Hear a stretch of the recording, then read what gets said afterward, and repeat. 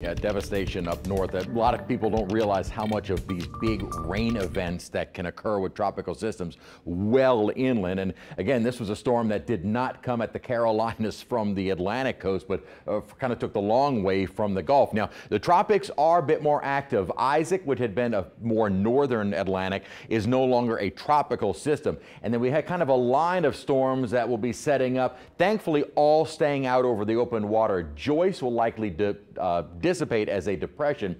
Kirk, well on its way to becoming a hurricane and forecast to become a major hurricane, thankfully will stay out in the open water. And Invest 91, kind of the tail end, which will likely become Leslie, which would be our next named storm. After Leslie, the name up next is Milton. And there's a question as to whether or not this will even become a named storm. Hurricane Center has decreased the chance of development. All weekend held it at a 50%. And now looking at recent model runs, maybe more like 40%. So not a guarantee of anything really organizing.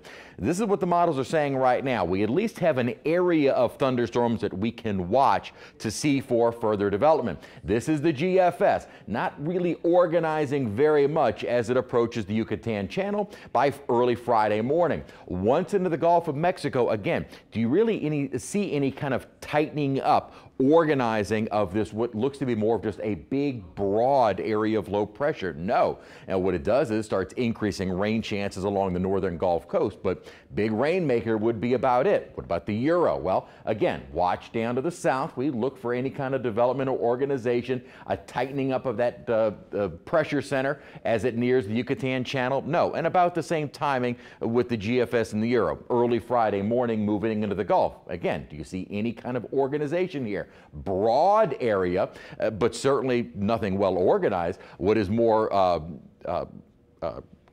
possible with the Euro, at least based on the two models, is more of this system moving away and into the eastern Gulf and toward the Atlantic by Monday. GFS has our rainfall still overhead. So the models are not in great agreement with what even the future of that system is in the Gulf of Mexico. What we're looking at for steering in the near term, big ridge of high pressure is likely going to draw that system toward the Gulf. Then once in the Gulf, it kind of loses that steering and then just sits. You've got kind of a hostile environment with strong wind shear and also some dry air, several little upper lows, and really no guidance for this system to go anywhere. Now, the GFS is kind of this weak upper trough that would normally help to maybe draw the storm northward and toward the east.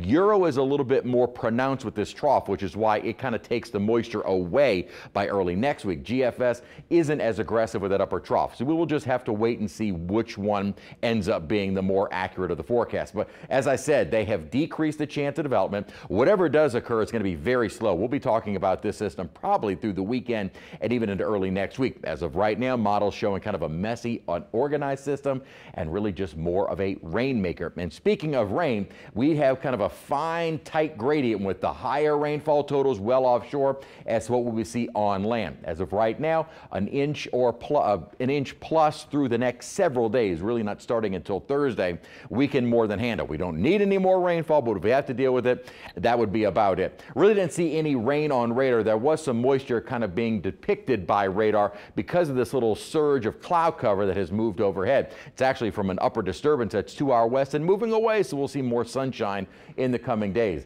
84 degrees. Dew points have not been terrible. It's definitely a little bit more humid than we were Friday and Saturday, but as I said, we call it less muggy, as it's not the typical mugginess of the time of year, but it's certainly not a fall-like feel either. 87 degrees was our high today, so running a little bit above average, and our morning lows were 60s and lower 70s. In the 80s outside right now. Humidity has not been bad, but gradually over the next several days, really especially more toward the end of the week, the mugginess will start to make a comeback, as well as some of that more tropical rainfall. As of right now, lower confidence in rain chances as we continue on through the end of the week. Probably a better chance for those showers Thursday and Friday, then less of or lower confidence by this weekend and early next week, just because the models are in disagreement with how much rainfall we see over the northern Gulf Coast and when that system starts moving away.